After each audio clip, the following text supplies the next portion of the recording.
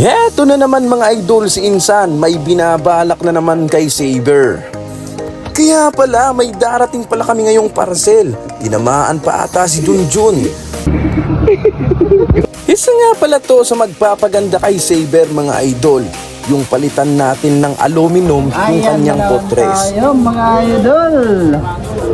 Tuloy na naman ang operasyon. Operasyon nga pala ang lagi naming nasa isip ni Insan kay Saber. Yung tipong okay naman yung kanyang mga piyesa pero pinagpapalitan namin ng paunti-unti.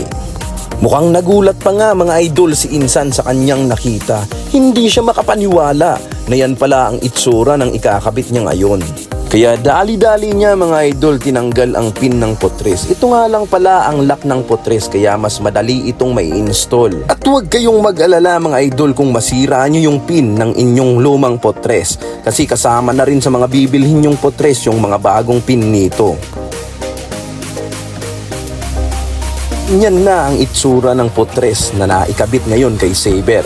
Kaya naman, eto na naman ang itsura ngayon ni Saber.